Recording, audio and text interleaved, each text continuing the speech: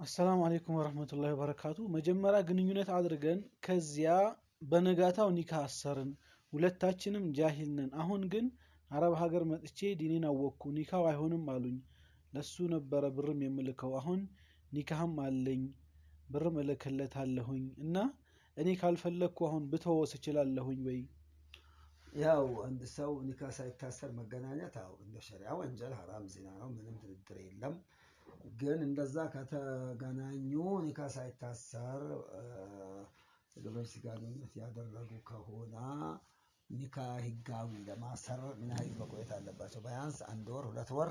መቆየት አለባቸው ይላሉ ከዛ በኋላ ተውበትም ታረጋለች እሱም ከዛ በኋላ ያው አግባባዊ የሆነ መስፈርቱን ደንቡን ተጠበቀ የጋብቻ ስነ ስርዓት ይፈጸማል እንደዛ ሳይሆን ግን ትናንትና በሐራም ተገናኝቶ በማግስቱ ኒካ ከታሰ ያ ኒካ ይጸናል አይጸናም ኺላፍ አለ ከፊላኖች ይጸናል ይላሉ ያ ወንጀል ቢሆንም ከፊሎች አይጸናም ይላሉ ኢንሻአላህ ይሄ ነገር ሳያውቁ አድርጎ ኒካው በማግስቱ ታስሮ እስካሁን ድረስ የቆዩ ከሆነ ኢንሻአላህ ከንቶ ነው አንለውም ብዙ ባይደገፍም ተውበት ያድርጉ ላደረጉት ወንጀል ላይመለሱ ይወስኑ አላህን ይለምኑ ኢንሻአላህ ይጸናል ወላሂ